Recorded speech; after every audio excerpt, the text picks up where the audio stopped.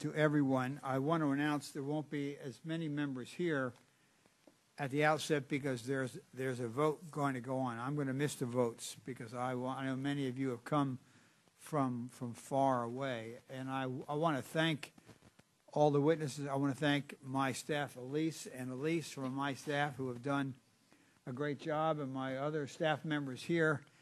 And I want to thank the Vietnamese community for their efforts and to really, make a difference. So hopefully this can be the beginning of where we just do dramatic things to change what is taking place in Vietnam. And lastly, I also want to thank all the witnesses that we have.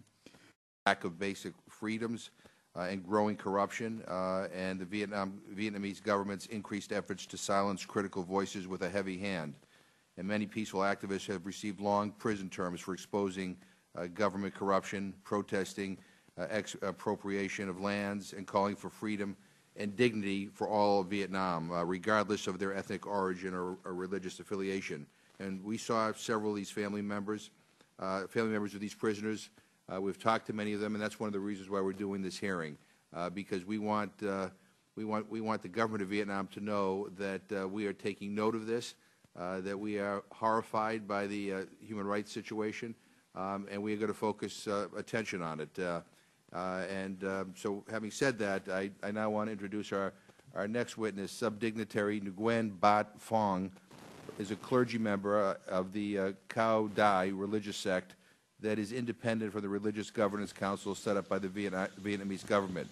She has led Cao Dai followers in resisting the takeover of their sect by the Governance Council and has therefore been harassed constantly by authorities.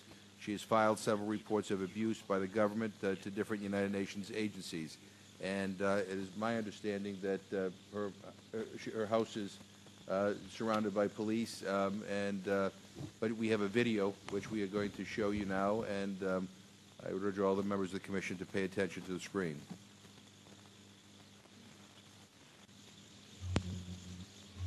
Kính thưa quý vị, trong Ủy hội Nhân quyền Tôm Len Tốt, tôi là Nguyễn Bạch Phụng, Chánh trị sự đạo Cao Đài, hiện trách nhiệm quyền nữ đạo tộc đạo Châu Thành, Châu Đạo Vĩnh Long, là thư ký của ban đại diện khối nhân sanh đạo Cao Đài, Tòa Thánh Tây Ninh và cũng là thành viên trong Hội đồng Liên tôn Việt Nam. Xin lỗi quý vị, trong Ủy hội Nhân quyền Tôm Len Tốt, tôi không thể đến để điều trần được vì việc đi lại của tôi đang bị chính quyền kiểm soát. Honorable members of Tom Lantos Human Rights Committee, I am Nguyễn Bạch Phụng, a Cao Đài subdignitary and acting female head of the Châu Thành Religious District, Vĩnh Long Religious Region. I am also the secretary of the representative committees of popular plot of the Cao Đài Tây Ninh Holy See, as well as a member of the Vietnamese Interfaith Council. I would like to apologize to members of the committees for not able to come to the hearing because my movement has been severely restricted by the Vietnamese government. Kính thưa quý vị, gia đình tôi theo đạo Cao Đài nên tôi theo đạo từ năm 23 tuổi. Trước tháng 4 1975, chúng tôi hành đạo tự do, không có sự can thiệp của chính phủ. Nhưng sau 1975, dưới nhà nước Cộng sản Việt Nam, chúng tôi không còn được tự do hành đạo nữa. Những chức sắc và tín đồ các tôn giáo khác cũng cùng chung cảnh ngộ. Ladies and gentlemen, my family follows Cao Đài religion, and I have been a Cao Daist since I was 23 years old. Prior to April 1975, we practiced our faith without government interference. However, under the communist government, we are no longer free to practice our faith, which is similar to the clergy members and followers of other religions. Năm 1979, Đảng Cộng sản Việt Nam đã giải thể Hội Thánh Cao Đài, Tòa Thánh Tây Ninh và cơ cấu hành chánh đạo từ trung ương tới địa phương, lập ra hội đồng trưởng quản với sự khống chế của nhà nước. Cấm cơ bút thần linh học là nền tảng của tôn giáo chúng tôi sửa đổi luật pháp chân truyền của đạo, thay đổi nghi lễ truyền thống, không cho in ấn kinh sách, photocopy, không cho chúng tôi hội họp, thượng tượng, không cho truyền đạo, vân vân.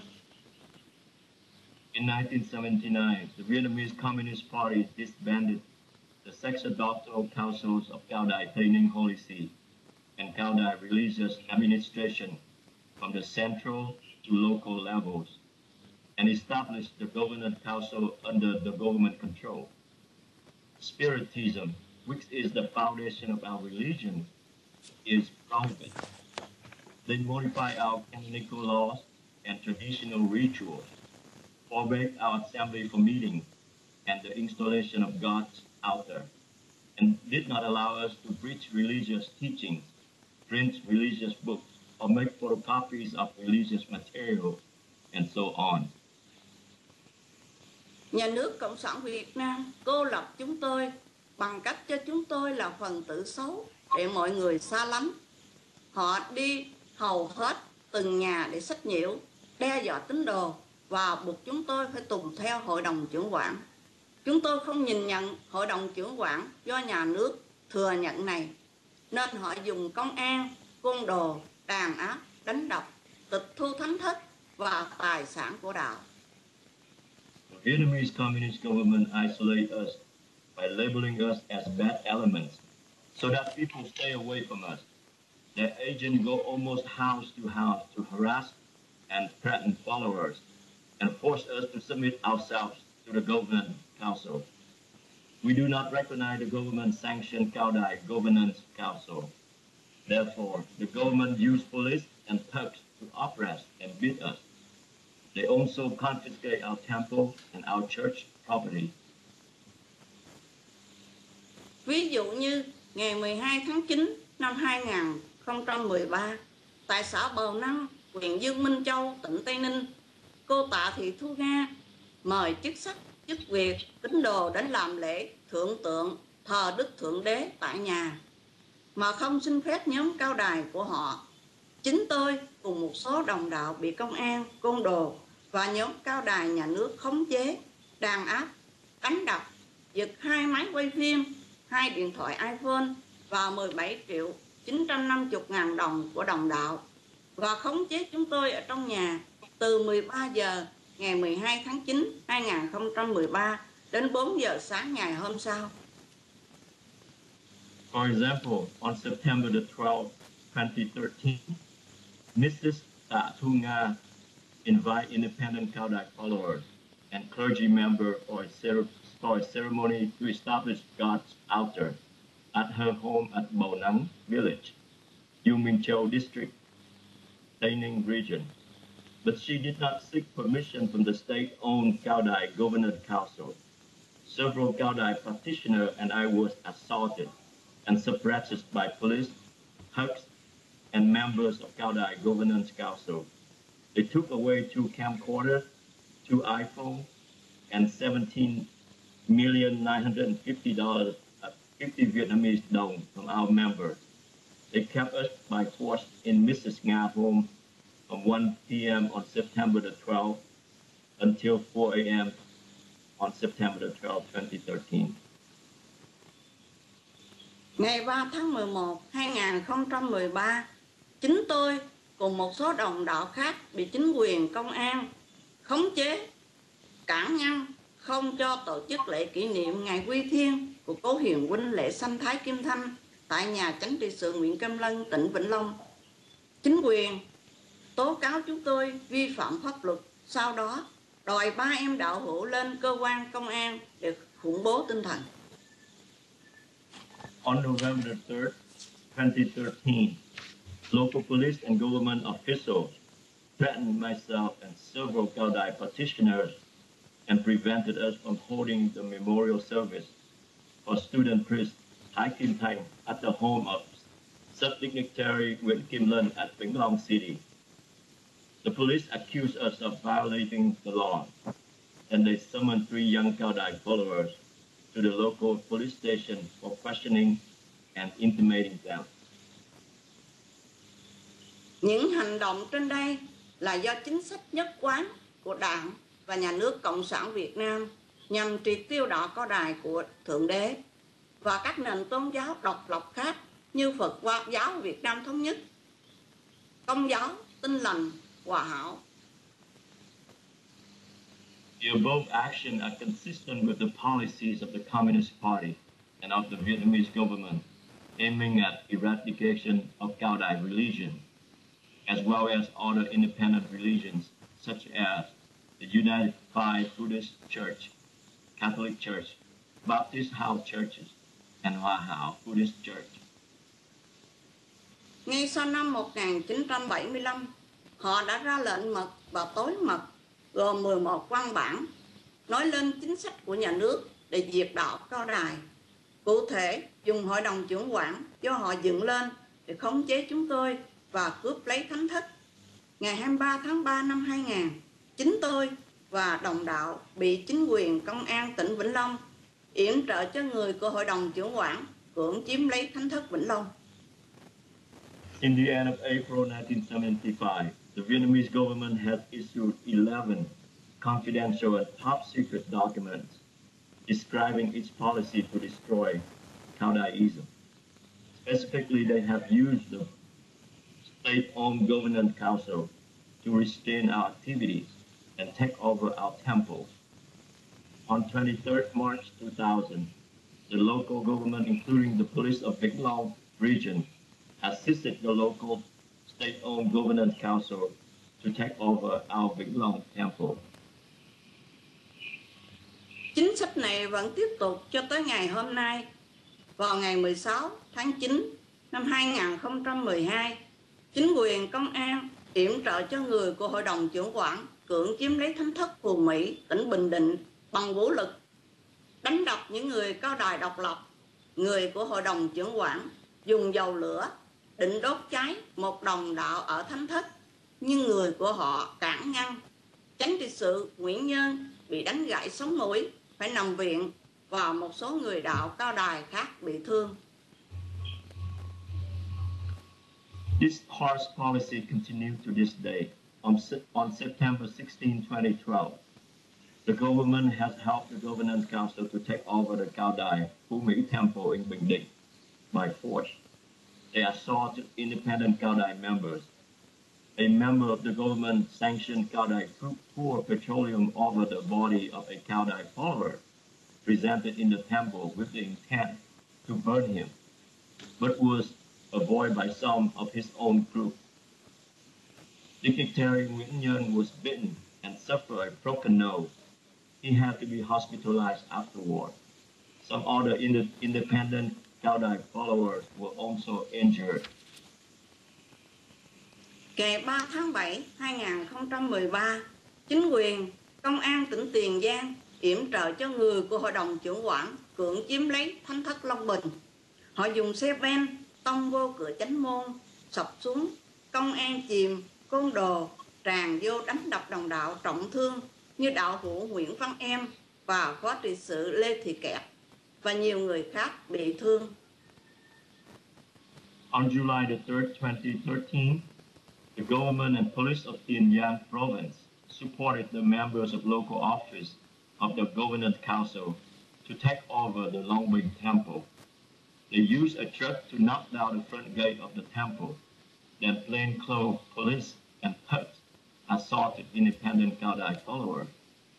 Follower Nguyễn Văn Em and female sub-dignitary Lê Thị Kẹt was severely injured, and many others were injured to a lesser degree.